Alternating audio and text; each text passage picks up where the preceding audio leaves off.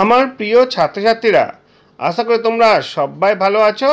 যেমন তোমরা জানো, প্রতি মাসের শুরুতেই একটি করে মূল্যায়ন নেওয়া হয়। এবার মে মাসেও একটা মূল্যায়ন নেওয়া হচ্ছে। আজ আমরা চতুর্থ শ্রেণীর গণিত আর পরিবেশ নিয়ে একটি করে প্রশ্নপত্র তোমাদের সামনে হাজির করছি। দেখো, তোমাদের অনেক কাজে আসতে পারে। যদি ভালো লাগে লাইক কমেন্ট শেয়ার করবে। চ্যানেলে যদি নতুন থাকো চ্যানেলে সাবস্ক্রাইব করে পাশে থাকা বেল আইকনটা বাজিয়ে দেবে, যাতে আমার তৈরি পরবর্তী ভিডিওগুলো সবার আগে তোমার কাছে পৌঁছায়। চলো পড়াটা দেখে নিই। দেখো, মে মাসের মূল্যায়ন 2025, শ্রেণী চতুর্থ, বিষয় গণিত, পূর্ণমান 30, সময় 60 মিনিট।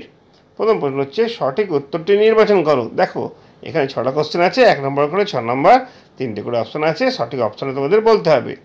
প্রথম কোশ্চেন হচ্ছে ওজন পরিমাপের মূল একক মিটার, গ্রাম না লিটার। 0.2 ভগ্নাংশটির হর হলো 2, 10, 20। ভগ্নাংশ গণিত হর সমান হর 1 না লব। 1/2, 1/5 আর 1/7।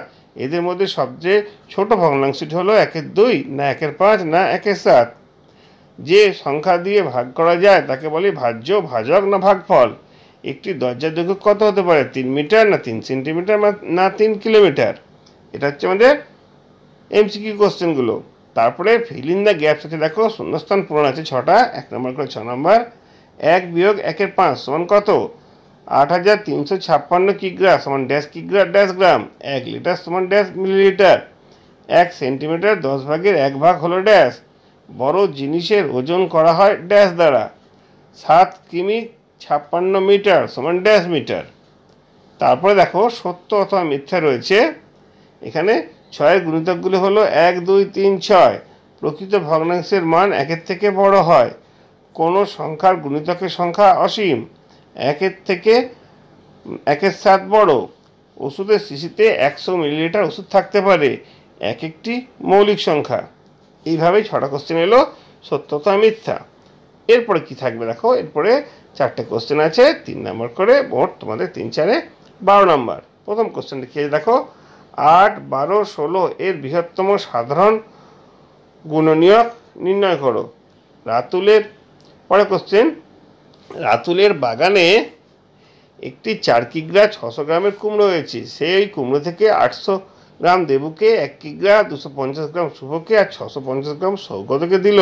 এখনো কত ওজনের কুমড়ো রাতুলের কাছে পড়ে রইল?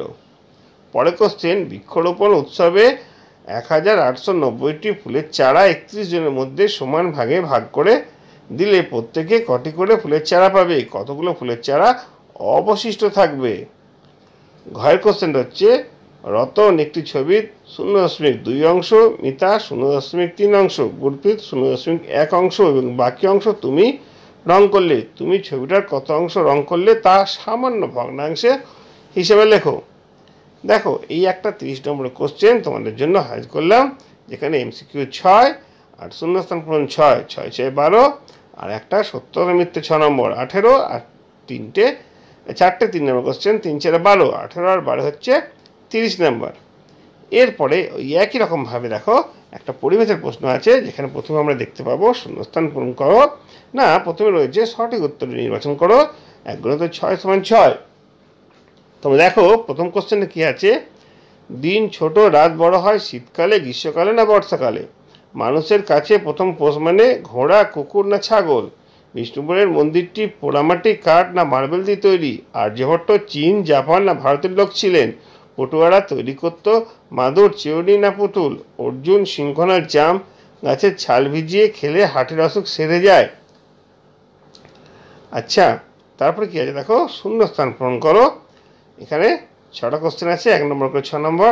ধ্রুবতারা ড্যাশ আকাশে দেখা যায়।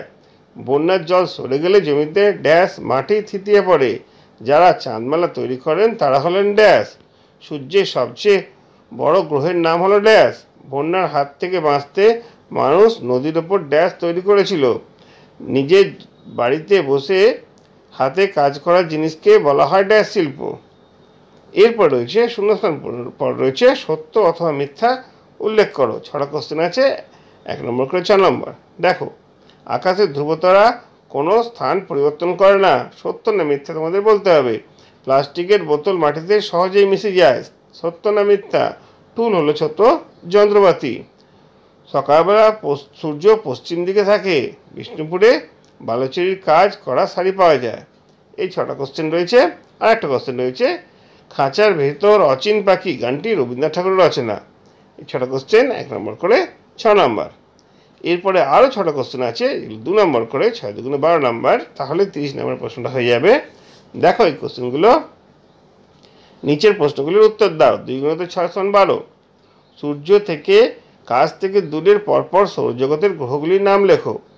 পরের কোশ্চেনটা, পোড়ামাটি দিয়ে তৈরি হয় এমন 4টি জিনিসের নাম লেখো। নেক্সট হচ্ছে লাঠির 4টি ব্যবহার লেখো। ঘরটা হচ্ছে বৃহৎ শিল্প বলতে কি বোঝো, উদাহরণ দাও। উমার প্রশ্নটা হচ্ছে ভেষজ উদ্ভিদ কাকে বলে, উদাহরণ দাও।